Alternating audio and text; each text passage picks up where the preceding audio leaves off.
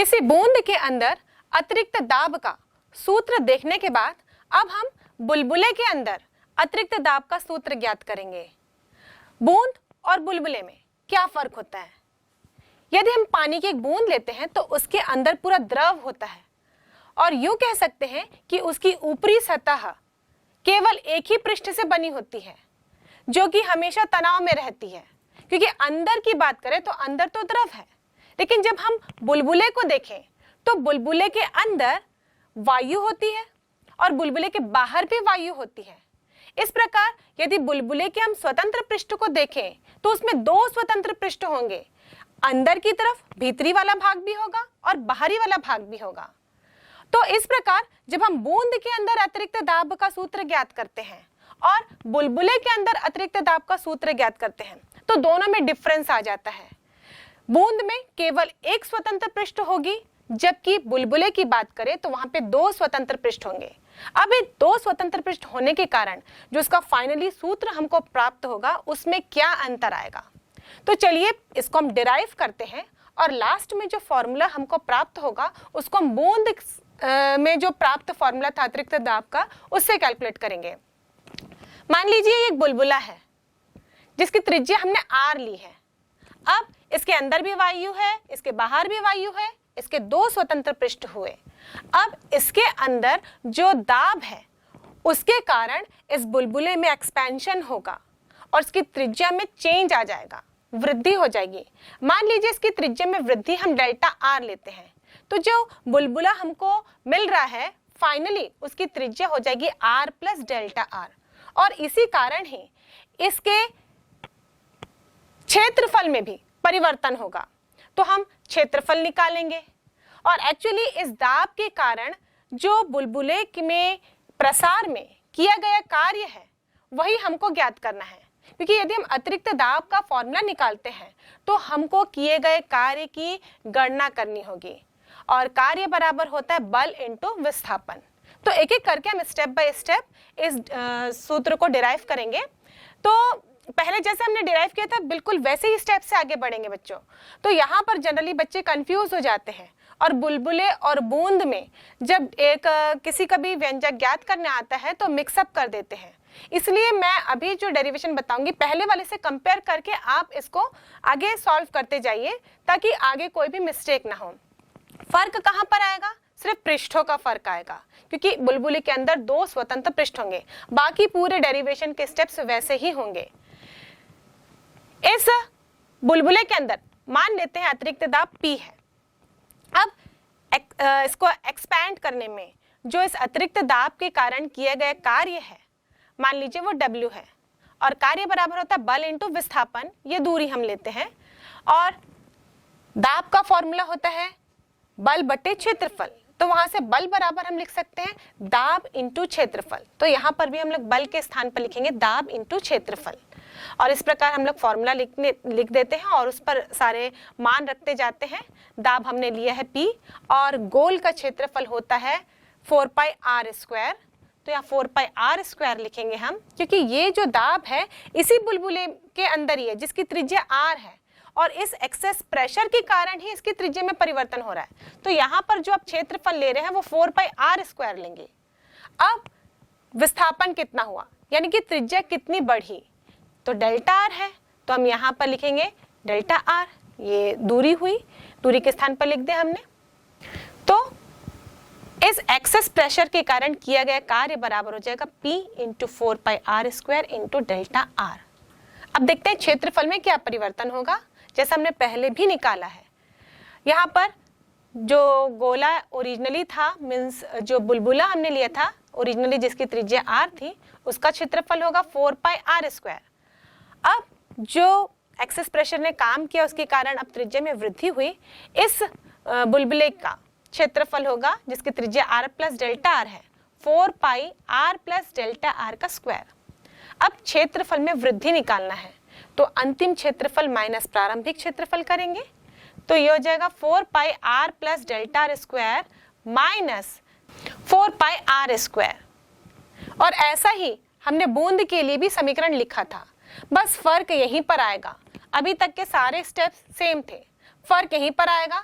अब यहाँ पर बुलबुले में दो स्वतंत्र पृष्ठ हैं और इसीलिए जो ये क्षेत्रफल में वृद्धि होगी वो दोनों पृष्ठों में होगी, अंदर वाले पृष्ठ में भी और ऊपर वाले पृष्ठ में भी।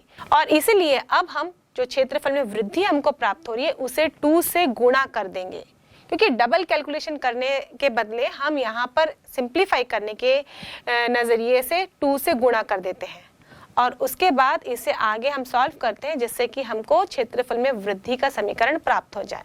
और इसलिए हम बुलबुले के क्षेत्रफल में वृद्धि का समीकरण लिखें तो इस प्रकार लिखा जाएगा, डेल्टा ए बराबर 2 इंटू अंतिम क्षेत्रफल माइनस प्रारंभिक क्षेत्रफल और ये होगा 4 pi R plus delta R square minus 4 pi R square. अब यहाँ पर a plus B whole square का फॉर्मूला लगाएंगे जो होता है a square plus 2ab plus b square और इस प्रकार हम इस राशि को एक्सपैंड करते हैं तो लिख सकते हैं 2 ब्रैकेट के अंदर 4 पाई और यहाँ पर हमने सूत्र लगाया और लिखे R square plus 2r dot delta R plus delta R का स्क्वायर ब्रैकेट बंद माइनस 4 पाई आर स्क्वायर।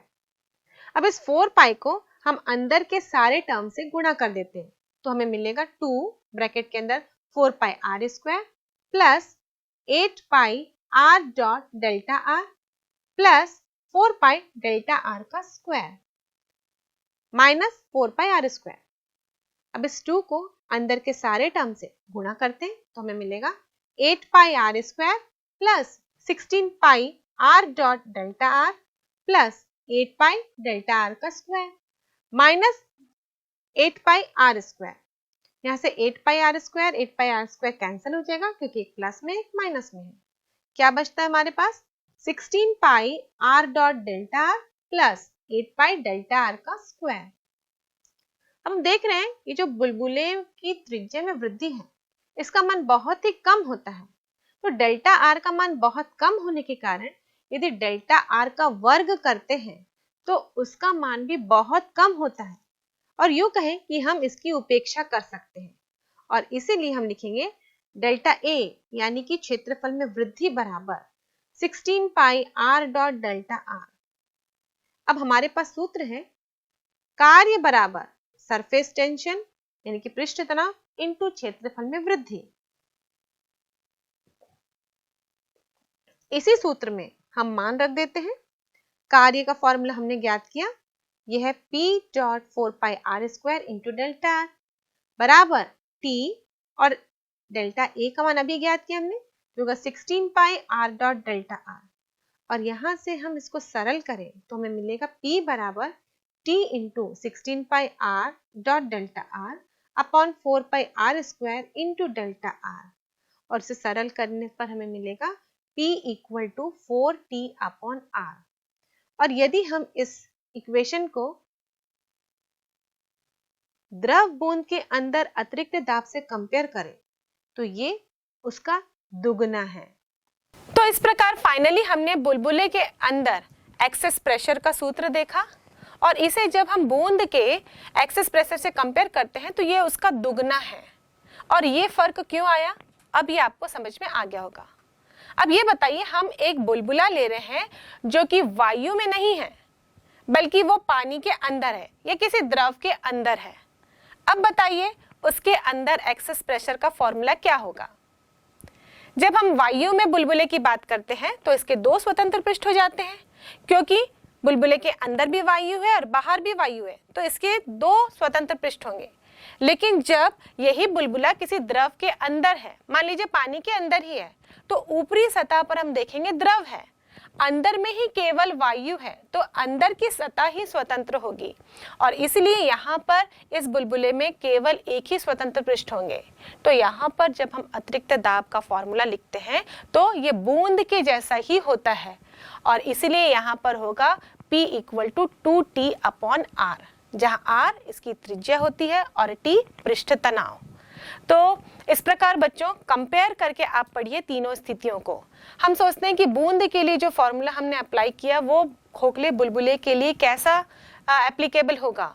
तो यहाँ पर जो बेसिक कॉन्सेप्ट है वो यही है कि बुलबुले में भी जो द्रव के अंदर रखा गया है उसमें भी एक स्वतंत्र पृष्ठ है, और जब हम बूंद की बात करें तो उसमें भी एक ही स्वतंत्र पृष्ठ है।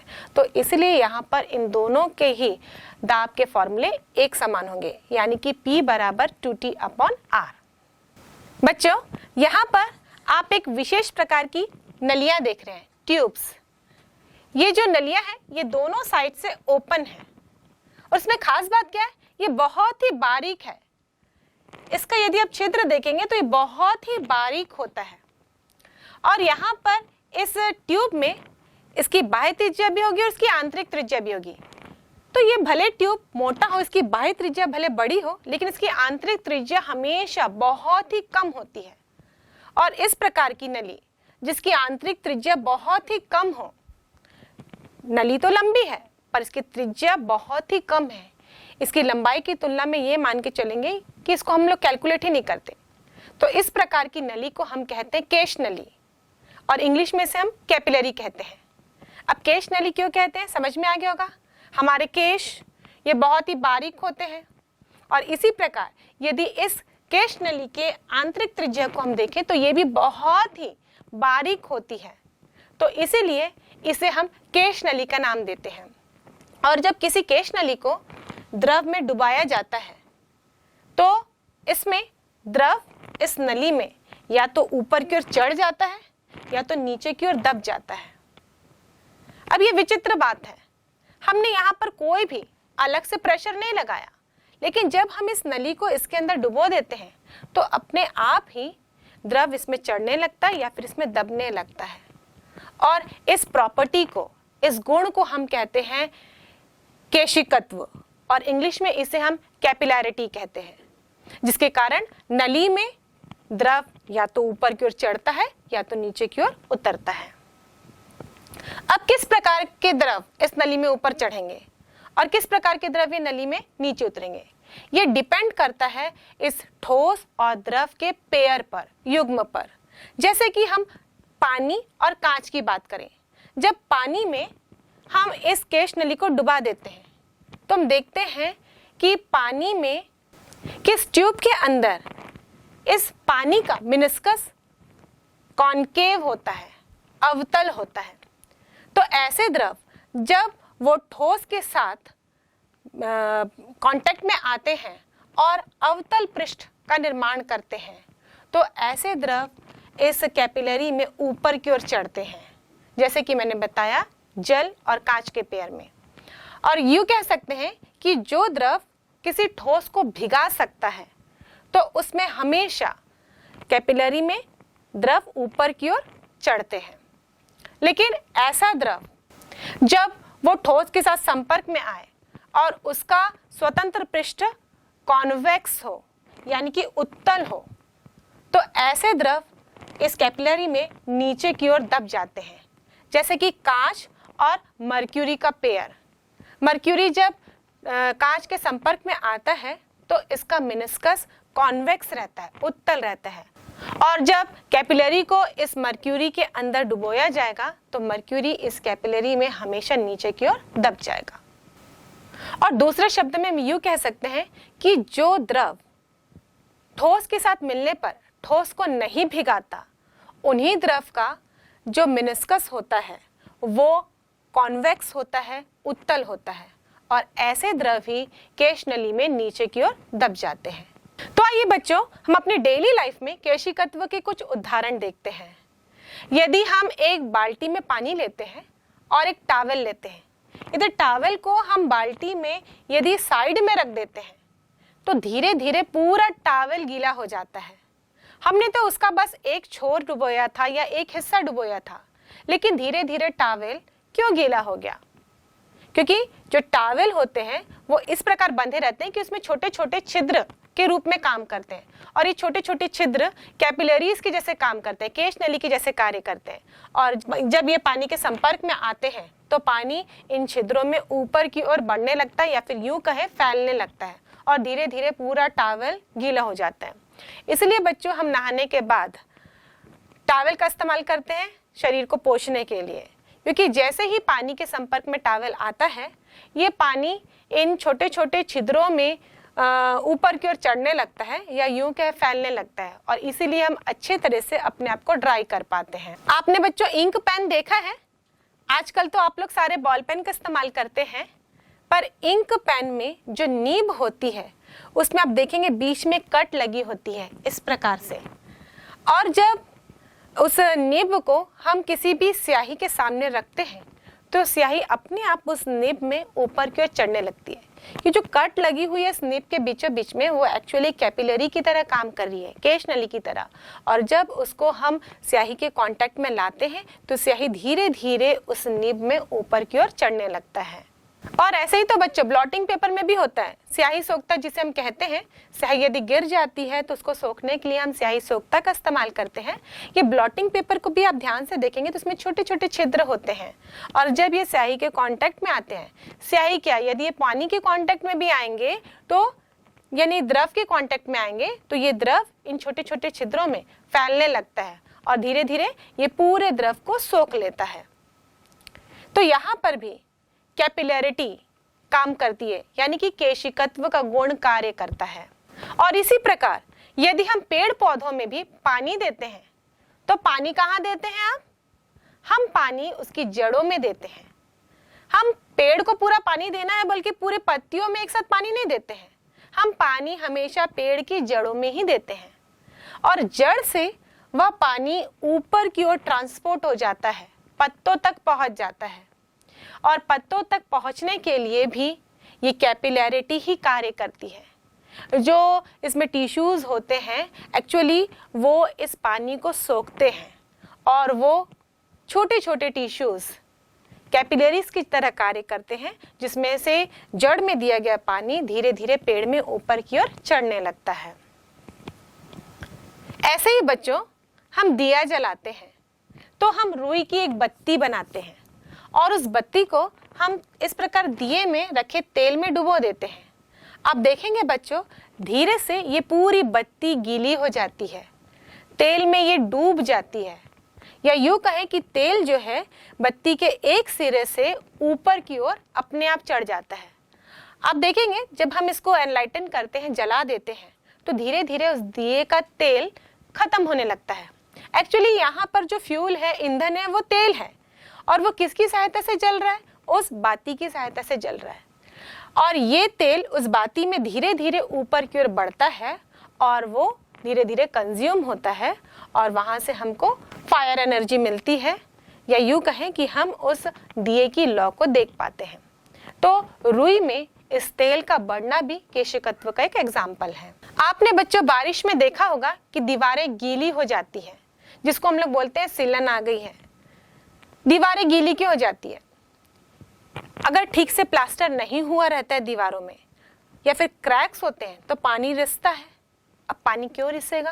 क्योंकि वहां पर छोटे छोटे छिद्र हो जाते हैं, और ईंटे का कंस्ट्रक्शन हम देखें तो ईंटे में छोटे छोटे एयर कॉलम्स होते हैं, या यूं कहें कि वहां पे छिद्र होते हैं, और इसीलिए अगर ठीक तरीके से प्लास्टर नहीं हुआ रहता है तो ये पानी ईंटों तक पहुंच जाता है, और इन ईंटों में जो कैपिलरीज होती है इसके कारण ये पानी पूरा फैलने लगता है, और हम कहते हैं कि दीवारों में सीलन आ गई है।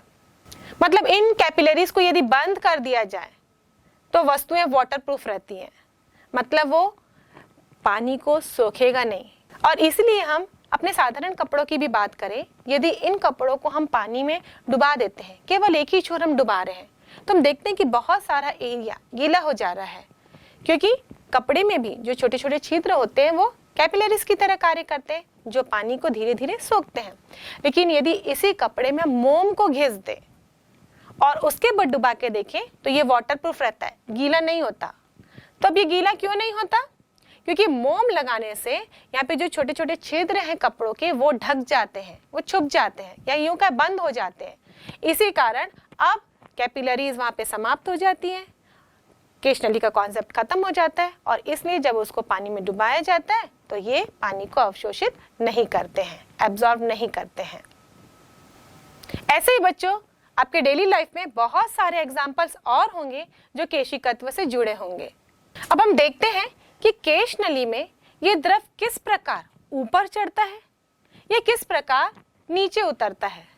इसके लिए हम सूत्र भी ज्ञात करेंगे, तो सबसे पहले हम ऐसे ठोस और द्रव का युग्म लेते हैं जो एक दूसरे के संपर्क में आने पर द्रव की सतह अवतल हो जाती है, यानी कि उसका जो मेनिस्कस होता है वो कॉनकेव हो जाता है, अवतल पृष्ठ का निर्माण करते हैं। मान लीजिए हम जल और कांच की नली का केस लेते हैं, मतलब यहाँ पर जो हमने केश नली ली है वो कांच की बनी है। एक्चुअली बच्चों केश नली जो है वो प्लास्टिक की भी हो सकती है, और जैसे अभी हमने उदाहरणों में देखा था, हम तो कपड़े में भी केश नली ढूंढ लिए थे, पर यहाँ हम जब प्रयोग करते हैं तो इस विशेष प्रकार की नली का इस्तेमाल करते हैं जो कि अलग अलग मटेरियल्स की भी बनी होती है। पर जनरली जो हम लोग अपने स्कूल के लैब में देखते हैं वो केश नली या तो फाइबर की बनी होती है या तो फिर कांच की बनी होती है। तो यहाँ पर हमने केश नली ली है जिसे हमने यहाँ जल में डुबाया है। अब जल में डुबोने पर हम देखते हैं कि इसका मेनिस्कस कैसे होगा, इस प्रकार अवतल होगा, क्योंकि ये जल इस कांच को गीला करता है।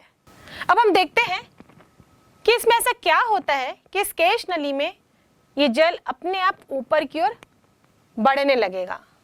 तो इसके लिए हम अलग अलग बिंदु पर दाब निकालते हैं और देखेंगे कि इस दाब के कारण ही, जो दाब में अंतर आ रहा है उसके कारण ही ये द्रव इस नली में ऊपर की ओर चढ़ने का प्रयास करेगा। अब यहाँ पर हम 3 बिंदु लेते हैं जो तीनों अलग अलग स्थिति में हैं, A, B और C। ये तीनों बिंदु के स्थिति में क्या अंतर है, पहले इसे हम बारीकी से समझते हैं।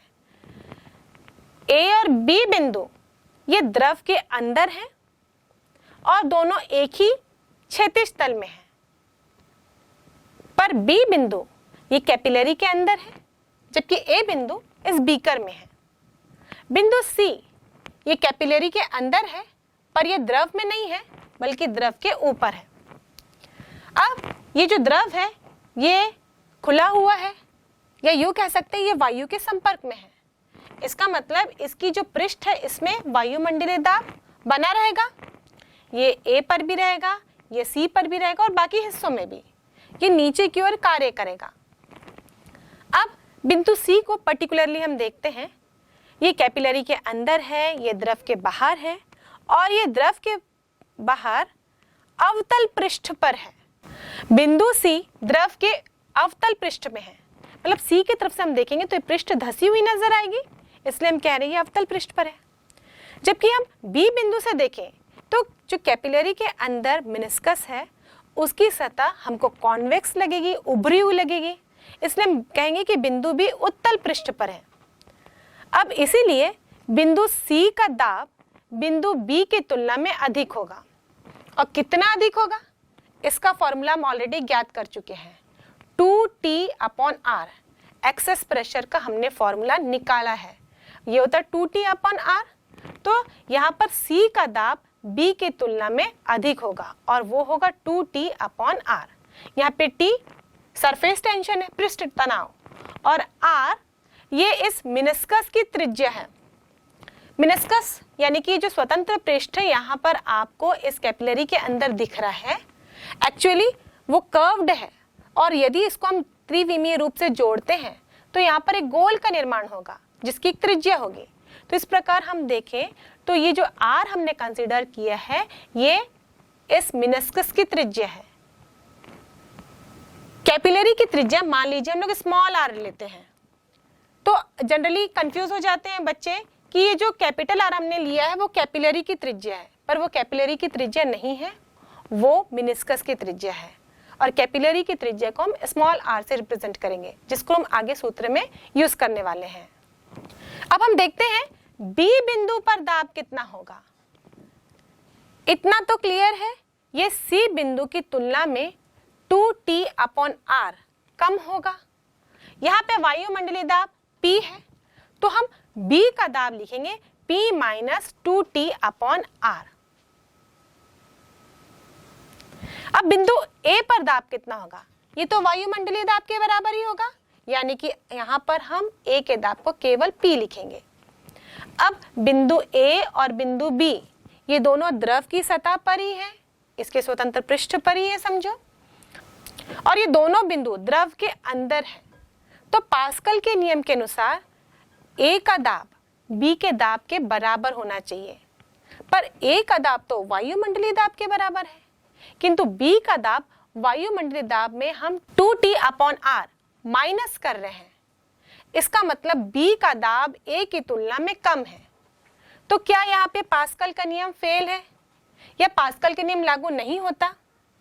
ऐसा नहीं है, यहाँ पर पास्कल का नियम लागू होता है और इसी पास्कल के नियम के आधार पर ही बिंदु A और बिंदु B का दाब बराबर होना चाहिए और इस दाब को बराबर करने के लिए ही यहाँ पर कैपिलरी के अंदर द्रव का लेवल ऊपर की ओर बढ़ने लगेगा। तब तक बढ़ेगा जब तक बिंदु A और बिंदु B का दाब दोनों बराबर ना हो जाएं। क्योंकि बिंदु B का दाब कम था, उसको बिंदु A के बराबर आने के लिए यहाँ कैपिलरी के अंदर द्रव के लेवल को ऊपर बढ़ना ही होगा और इस कैपिलरी के अंदर द्रव का लेवल इतना होगा कि B बिंदु का दाब A बिंदु के बराबर हो जाए, यानी कि वायुमंडलीय दाब के बराबर हो जाए। और वायुमंडलीय दाब की गणना करने का फॉर्मूला हमारे पास है, हम लोग लिखते हैं ρgh, जहां रो द्रव का घनत्व होता है, g गुरुत्वीय त्वरण का मान होता है और h हाइट होती है द्रव की। तो यदि हम इस कैपिलरी के अंदर द्रव स्तंभ की बात करें, फ्लूइड कॉलम की बात करें, तो यहाँ हम देखेंगे कि इस फ्लूइड कॉलम के अंदर दाब 2T/R होगा और ये ρgh के बराबर होना चाहिए। अब इस कैपिलरी के अंदर जो द्रव का मिनिस्कस है उसको हम देखें तो ये अवतल है और इसमें जो पृष्ठ तनाव होगा इस कांटेक्ट पॉइंट पर वो नीचे की ओर होगा। मान लीजिए कोण बना रहा होगा थीटा और इस कैपिलरी की त्रिज्या हम R ले रहे हैं और इस मिनिस्कस की त्रिज्या हमने कैपिटल R ली है। इन दोनों के बीच का कोण भी थीटा होगा और यहां से हम देखें तो cos थीटा बराबर होगा R/R। और इस प्रकार बच्चों यदि हम सूत्र से देखें तो जो कैपिलरी के अंदर लिक्विड का राइज हुआ है इसकी हाइट h बराबर है 2T cos θ/R ρg। इसका मतलब जो हाइट है वो डिपेंड कर रहा है थीटा पर, एंगल पर, और ये एंगल है ये स्वतंत्र पृष्ठ के तनाव और ठोस के सतह के बीच में। और जो द्रव किसी ठोस को गीला करते हैं उसका मिनिस्कस हमेशा ही अवतल रहता है, नीचे की ओर धंसा हुआ रहता है और ऐसे द्रवों के लिए हमेशा थीटा का मान एक न्यून कोण होगा, यानी 90 से कम होगा। और कॉस की बात करें तो यह मान हमेशा धनात्मक होगा, यानी कि h की वैल्यू हमेशा पॉजिटिव आएगी। और इस मैथमेटिकल डेरिवेशन के बाद हम ये कंक्लूड कर सकते हैं कि ये हमेशा ऊपर की ओर होगा। पॉजिटिव वैल्यू ऑफ h ले रहे हैं मतलब हमेशा हाइट में इंक्रीज होगा पहले वाली सतह की तुलना से यदि हम कंपेयर करते हैं तो। और इसीलिए जो द्रव ठोस को गीला करते हैं उस कंडीशन में हमेशा कैपिलरी को जब उस द्रव में डुबोया जाएगा तो द्रव का लेवल हमेशा उस कैपिलरी में इंक्रीज होगा। पर अब हम दूसरे प्रकार की द्रव और ठोस युग्म की बात करते हैं, ऐसा जो ठोस को गीला ना करें। जैसे कि हम यहाँ पर पारे और कांच का एग्जाम्पल ले लेते हैं। जब कांच की नली को इस प्रकार पारे में डुबाया जाता है तो उसकी सतह दब जाती है। ये तो हम प्रैक्टिकली करके देख चुके हैं, लेकिन मैथमेटिकली इसको हम देखते हैं और उसके सूत्र के आधार पर बाद में हम कंक्लूड करेंगे कि हमारा प्रयोग इस मैथमेटिकल ट्रीटमेंट से कैसे तालमेल रखता है। यहाँ पर भी हम 3 बिंदु लेते हैं A, B और C। यहाँ पर भी वैसी स्थिति है, A और B दोनों द्रव के अंदर है। फर्क A और B में क्या है? A द्रव में है स्वतंत्र पृष्ठ के नीचे, जबकि B कैपिलरी के अंदर है, केश नली के अंदर है। अब इसी केश नली में ही हम द्रव के ऊपर एक और बिंदु ले रहे हैं C। अब यहाँ पर भी वायुमंडलीय दाब काम कर रहा है, नीचे की ओर कार्य करेगा। अब यदि हम बिंदु C की बात करते हैं तो यहाँ पे वायुमंडलीय दाब ऊपर से लग ही रहा है अब बिंदु B को हम देखते हैं तो ये बिंदु B इस कैपिलरी के अंदर अवतल पृष्ठ के नीचे है। मतलब अब इस स्थिति में बिंदु B का दाब C के तुलना में अधिक होगा। और कितना अधिक होगा? 2T/R, क्योंकि हमने ऐसे ही कर्व्ड पृष्ठ के लिए अतिरिक्त दाब का फॉर्मूला ज्ञात किया था और ये 2T/R होता है। तो यहाँ पे इस स्थिति में दाब का मान अधिक होगा, यानी B पोजीशन में दाब का मान अधिक होगा। तो हम B बिंदु पर दाब लिखेंगे P + 2T/R। अब बिंदु A की बात करते हैं। बिंदु A पर केवल वायुमंडलीय दाब कार्य कर रहा है, मतलब वहां पर दाब का मान केवल P होगा। और बिंदु A और बिंदु B ये दोनों एक ही क्षैतिज तल में है, दोनों द्रव के अंदर है और पास्कल के नियम के अनुसार बिंदु A का दाब बिंदु B के बराबर होना चाहिए। पर यहाँ पर हम देख रहे हैं कि A पर केवल वायुमंडलीय दाब कार्य कर रहा है, जबकि B पर दाब वायुमंडलीय दाब के साथ साथ 2T/R अधिक है। अब ये तो पास्कल के नियम के अनुसार संभव नहीं है। पास्कल के नियम के अनुसार A और बिंदु B के दाब को बराबर होना ही चाहिए और ये दाब को बराबर करने के लिए बिंदु B के दाब को घटना है और इसीलिए कैपिलरी के अंदर अब द्रव का लेवल नीचे गिरने लगता है, इतना कि बिंदु A का दाब बिंदु B के बराबर हो जाए, यानी अब दोनों ही दाब वायुमंडलीय दाब के बराबर हो जाए। और इस प्रकार हमने दोनों ही स्थिति में कॉन्सेप्ट को समझा, ऐसे द्रव के लिए जो ठोस को गीला कर रहे थे और ऐसे द्रव के लिए जो ठोस को गीला नहीं कर रहे थे। और इस प्रकार जब हम इस स्थिति में भी मैथमेटिकल कैलकुलेशन करें तो यहाँ पर हमको सूत्र मिलेगा H = 2T cos θ/R ρg। मतलब फॉर्मूला तो हमें वही प्राप्त हुआ है जो हमें ऐसे द्रव और ठोस के युग्म के लिए मिला था जो द्रव ठोस को गीला कर रहे थे। पर यहाँ पर हम देखें कि H का मान थीटा पर निर्भर कर रहा है और जब हम ऐसे ठोस द्रव के युग्म की बात करें जो द्रव ठोस को गीला नहीं करते, उस कंडीशन में इनका मेनिस्कस इस प्रकार कॉन्वेक्स होता है और यहाँ पर हम कोण निकालें यानी कि थीटा देखें तो ये हमेशा अधिक कोण होगा और ये मान हमेशा ऋणात्मक होगा। अब ये वैल्यू ऋणात्मक हुई तो H की वैल्यू भी ऋणात्मक हो जाएगी, यानी हाइट माइनस ले रहे हैं और ये माइनस हाइट का मतलब होगा कि जो पहले वाली सतह थी उसकी तुलना में अब ये कम हो जाएगी, अपोजिट डायरेक्शन को शो करेगा और इसका मतलब ये है कि कैपिलरी के अंदर अब द्रव का लेवल दब जाएगा। और ऐसा ही होता है कांच और मर्क्यूरी के पेयर में, क्योंकि मर्क्यूरी कांच को नहीं भिगोती और इसीलिए जब हम कांच की कैपिलरी को मर्क्यूरी में डुबोते हैं तो उसका लेवल भी दब जाता है। और यदि हम ऐसी कैपिलरी ले रहे हैं जो पैराफिन वैक्स की बनी हो और इसे जब जल में डुबाया जाता है, अभी तक हमने क्या समझा था कि जल में डुबाने से जल का लेवल बढ़ता है, लेकिन वो किस कंडीशन में था?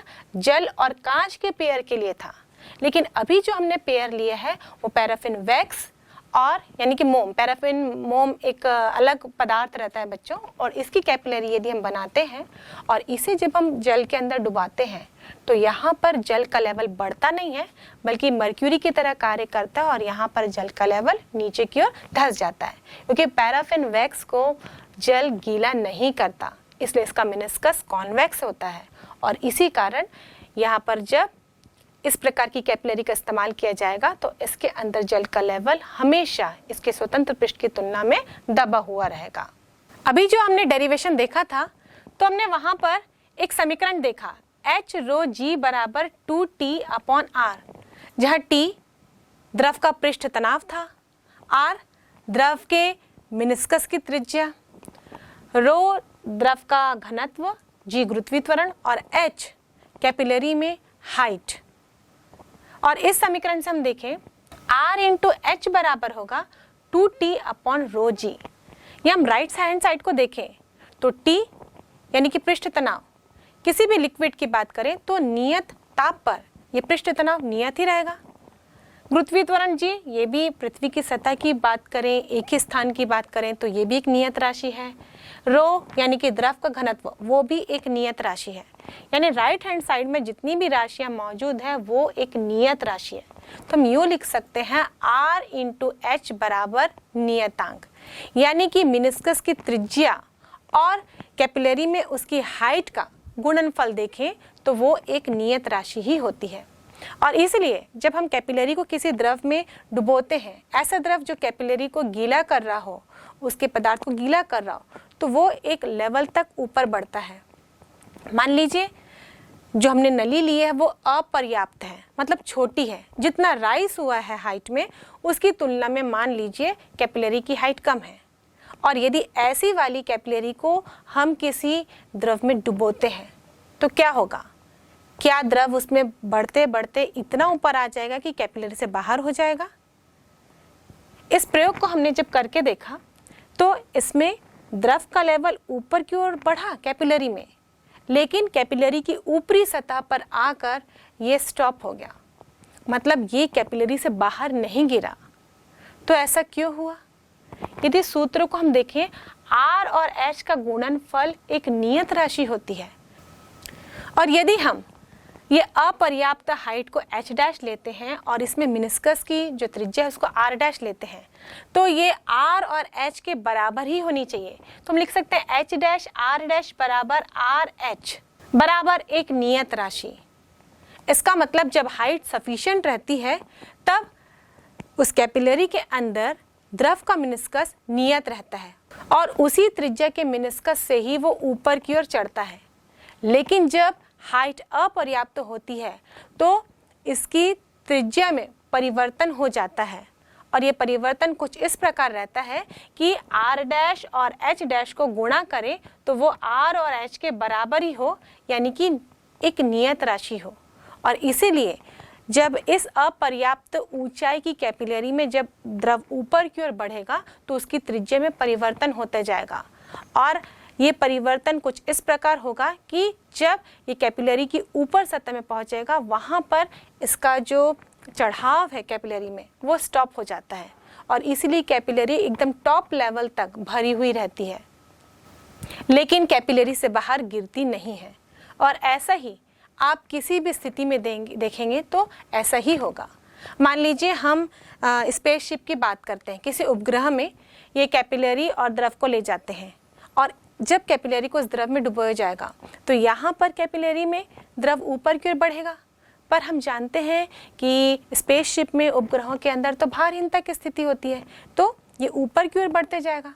तो हमको ऐसा लग रहा होगा कि ये कैपिलरी से बाहर निकल जाएगा, लेकिन उस समय पर भी यहाँ पर ऐसी व्यवस्था होती है जैसे कि हम फॉर्मूले के अनुसार देख रहे हैं, ये द्रव ऊपर तक बढ़ेगा और कैपिलरी के टॉप लेवल तक जाके उसके सिरे तक जाके रुक जाएगा, यानी कि कैपिलरी पूरी तरीके से भरी हुई होगी लेकिन द्रव इससे बाहर नहीं आएगा।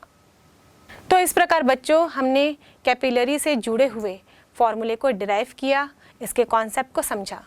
बच्चों कैपिलरी से जुड़ी हुई एक और एक्टिविटी आप खुद से घर में भी कर सकते हैं या फिर स्कूल में भी करके देखिए अपने दोस्तों के साथ, आपको ये यकीनन बहुत ही आनंद देगा। आप 2 बीकर ले लीजिए, 2 बर्तन ले लीजिए और दोनों में कोई लिक्विड ले लीजिए, दोनों में एक ही लिक्विड ले लेते हैं, हम लोग पानी ले लेते हैं। अब दोनों में अंतर करने के लिए हम लोग एक बीकर में रखे हुए पानी को कुछ कलर डाल देते हैं। मान लीजिए आप उसमें 2-4 बूंद स्याही डाल दिए, या फिर नील या उजाला जो आप अपने कपड़ों में डालते हैं वो डाल दिए, या फिर आलता जिसे हम कहते हैं जिसका रंग लाल होता है उसे भी आप डाल सकते हैं, इसे केवल डिफरेंट रंग देने के लिए। और आपके पास स्कूल के लैब में ब्लॉटिंग पेपर होगा, आप चाहे तो उसे इस्तेमाल कर सकते हैं, नहीं तो आपके पास यदि टिश्यू पेपर होता है, टिश्यू पेपर भी हम देखते हैं कि बहुत ही छिद्रों से मिलकर बना होता है जो आसानी से पोंछने के काम आता है। तो ऐसे टिश्यू पेपर का भी आप ऐसा दबा कर फोल्ड करके उसको एक लंबा आकार दे दीजिए। यदि फोल्ड नहीं भी करेंगे तो क्या है वो लूज हो जाता है, तो थोड़ा फोल्ड करके उसको आकार दे दीजिए ताकि वो एक स्ट्रॉन्ग रूप ले ले। अब हम बीकर में एक जगह पे टिश्यू पेपर को डुबो देते हैं और दूसरे बीकर में भी डुबो देते हैं। हमने एक ही बीकर के पानी को रंगीन किया है, लेकिन आप थोड़ी देर बाद देखेंगे दूसरे बीकर का पानी भी रंगीन हो जाता है। अब बताइए ऐसा क्यों हुआ होगा? यहाँ पर भी कैपिलरी का इफेक्ट आप देखेंगे। यानी कि केशिकत्व का प्रभाव आप देखेंगे। जो टिश्यू पेपर होता है या ब्लॉटिंग पेपर होता है, इसमें छोटे छोटे छिद्र होते हैं जो कैपिलरी की तरह काम करते हैं। इसलिए आपने जिस बीकर में डुबोया था, जो रंगीन था, वहाँ से द्रव ऊपर की ओर बढ़ना स्टार्ट हुआ और ये दूसरे वाले बीकर तक पहुँच गया, और इसीलिए दूसरे वाले बीकर का रंग भी उसी के अकॉर्डिंगली चेंज हो जाता है। तो है ना मज़ेदार? आप भी इस एक्टिविटी को अपने स्कूल में या फिर घर में ज़रूर करके देखिएगा। वैसे बच्चों, कैपिलरी पर आधारित आपके कोर्स में एक प्रैक्टिकल भी है जिसमें हमें द्रव के सरफेस टेंशन, पृष्ठ तनाव को कैलकुलेट करना है, और इसके लिए आपको कांच की कैपिलरी दी जाती है और इसका प्रयोग करके आपको शुद्ध जल का पृष्ठ तनाव ज्ञात करना होता है। तो फॉर्मूला तो आप यही इस्तेमाल करेंगे, H बराबर 2t cos theta upon rho R G, और सूत्र में हम देखें तो cos थीटा की वैल्यू होगी यहाँ पर 1, क्योंकि शुद्ध जल और स्वच्छ कांच के लिए थीटा का मान 0 डिग्री होता है। मतलब यहाँ पर मिनिस्कस फ्लैट मिलती है हमको। एक्चुअली जब आप प्रैक्टिकल करोगे अपने स्कूल के लैब में तो आपको इतना शुद्ध जल प्राप्त नहीं होता, इसलिए आप जब इसको कैपिलरी के अंदर देखेंगे तो हो सकता है आपको मिनिस्कस थोड़ा सा कर्व्ड मिले, पर आप शुद्ध जल लेंगे तो ये हमेशा फ्लैट होगा, समतल होगा, और cos 0 का मान 1 होगा। और हम यहाँ पर यही थ्योरी को अप्लाई करके इस पूरे प्रैक्टिकल को कंप्लीट करते हैं। लेकिन जैसे मैंने बताया कि आपको शुद्ध जल प्राप्त नहीं होता, इसलिए हो सकता है कि जो आपका एक्सपेरिमेंटल कैलकुलेशन आ रहा हो वो थ्योरी से थोड़ा सा डिफरेंट हो जाए, जो प्रमाणिक मान दिया गया हो उस प्रमाणिक मान की तुलना में कम या ज़्यादा हो जाए। और यही तो त्रुटियाँ हैं जो प्रयोग करते समय आ जाती हैं, और हम उसको कंसिडर करते हुए प्रैक्टिकल को आगे बढ़ा लेते हैं। तो बच्चों, यदि हम शुद्ध जल ले रहे हैं और स्वच्छ कांच ले रहे हैं, ये दोनों के पेयर के लिए हम थीटा बराबर 0 डिग्री लेंगे, और उस समय फॉर्मूला हो जाएगा H बराबर 2t अपॉन r रो जी, और यहाँ से हम देखें तो T बराबर हमें मिलेगा H r रो जी अपॉन 2, और इसी सूत्र की सहायता से हमें उस शुद्ध जल का पृष्ठ तनाव ज्ञात करना होता है। अब इस फॉर्मूले में देखें तो रो ये जल का घनत्व है, ये कांस्टेंट है, ये आपको मालूम है। जी ये भी गुरुत्वीय त्वरण का मान है, पृथ्वी की सतह पर हम ले रहे हैं तो 9.8 मीटर पर सेकंड स्क्वायर ही लेंगे। मतलब अब हमको इस प्रैक्टिकल में टी का मान ज्ञात करने के लिए ये हाइट ज्ञात करनी होती है, मतलब कैपिलरी में कितना ऊंचा जल का लेवल बढ़ा, और साथ साथ उस कैपिलरी की त्रिज्या ज्ञात करनी होती है। अब सोचेंगे कैपिलरी की त्रिज्या आप कैसे ज्ञात करेंगे, क्योंकि बड़े वस्तुओं की त्रिज्या तो हम आसानी से प्रयोग करते समय वर्नियर कैलिपर से या स्क्रू गेज से भी ज्ञात कर लेते हैं, लेकिन इस कैपिलरी के अंदर की त्रिज्या ज्ञात करना हमारे लिए उतना ही मुश्किल होगा। तो यहाँ पर हम लोग ट्रैवलिंग माइक्रोस्कोप की सहायता से इस प्रैक्टिकल को करते हैं। ट्रैवलिंग माइक्रोस्कोप की सहायता से कितना राइज हुआ कैपिलरी के अंदर द्रव का वो भी ज्ञात करते हैं, साथ साथ हम कैपिलरी की त्रिज्या भी ज्ञात करते हैं। तो बच्चों, बड़ी सावधानी के साथ ये प्रैक्टिकल किया जाता है ट्रैवलिंग माइक्रोस्कोप की सहायता से, और जब आप सरफेस टेंशन का मान ज्ञात कर लेंगे तो इस मान को आप व्यक्त करते हैं न्यूटन प्रति मीटर में, क्योंकि बच्चों किसी भी क्वांटिटी को जब हम ज्ञात करते हैं तो उस भौतिक राशि का मात्रक लिखना उतना ही आवश्यक होता है, क्योंकि वो उस भौतिक राशि की पहचान होती है। तो आप कभी भी चाहे तो न्यूमेरिकल सॉल्व कर रहे हैं उस समय भी मात्रक को आप ज़रूर लिखें। अगर मात्रक नहीं लिखते हैं तो आंकिक प्रश्न में मार्क्स भी कट जाते हैं। तो चलिए बच्चों, इस पर आधारित हम कुछ न्यूमेरिकल क्वेश्चंस भी बनाते हैं। एक द्रव का घनत्व 8.3 किलोग्राम प्रति मीटर क्यूब है। यदि 1.68 इंटू 10⁻⁵ मीटर व्यास की केश नली को इस द्रव में डुबाने पर उसमें चढ़े द्रव स्तंभ की ऊंचाई 8.93 सेंटीमीटर हो तो उस द्रव का पृष्ठ तनाव ज्ञात कीजिए। इस प्रश्न में दिया गया है कि स्पर्श कोण का मान 0 डिग्री लीजिए। इस प्रश्न में क्या दिया गया हम देखते हैं।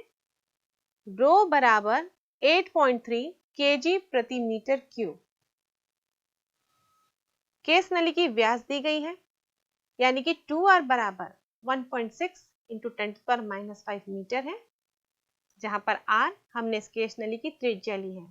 तो r बराबर होगा 0.84 इंटू 10⁻⁵ मीटर, और हाइट दिया गया है 8.93 सेंटीमीटर। अब इसे मीटर में कन्वर्ट करेंगे तो ये होगा 8.93 इंटू 10⁻⁻2 मीटर। थीटा बराबर 0 डिग्री है और जी का मान पृथ्वी की सतह पर हम 9.8 मीटर प्रति सेकेंड स्क्वायर लेते हैं। अब हम फॉर्मूला अप्लाई करेंगे। T बराबर होता है 1/2 HR रो G। अब यहां पर हम सूत्र अप्लाई करेंगे। फॉर्मूले से सरफेस टेंशन T बराबर होता है 1/2 HR रो G।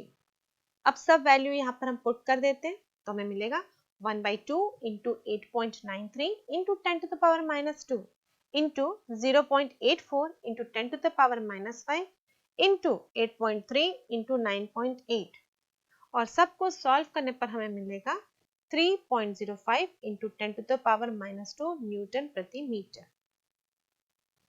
प्रश्न, एक केश नली की त्रिज्या 0.05 सेंटीमीटर है। इसे जल में ऊर्ध्वाधर खड़ा किया जाता है। नली में जल कितनी ऊंचाई तक चढ़ेगा? जल का पृष्ठ तनाव 0.073 न्यूटन प्रति मीटर है। इस प्रश्न में दिया गया है R बराबर 0.05 सेंटीमीटर यानी कि 0.05 इंटू 10⁻⁻2 मीटर। T बराबर 0.073 न्यूटन अपॉन मीटर।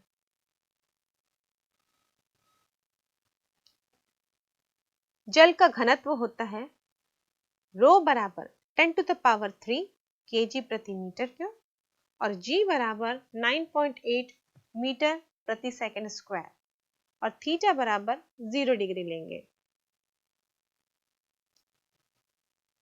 सूत्र अनुसार हम जानते हैं H बराबर होता है 2t cos theta upon R रो G।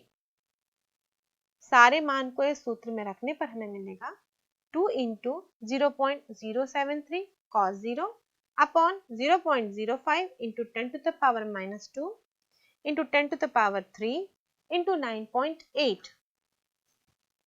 इसे आगे सॉल्व करते हैं तो हमें मिलेगा 2 इंटू 0.073 अपॉन 0.05 इंटू 98 और हल करने पर हमें मिलेगा 2.98 इंटू 10⁻⁻2 मीटर और हम लिख सकते हैं 2.98 सेंटीमीटर।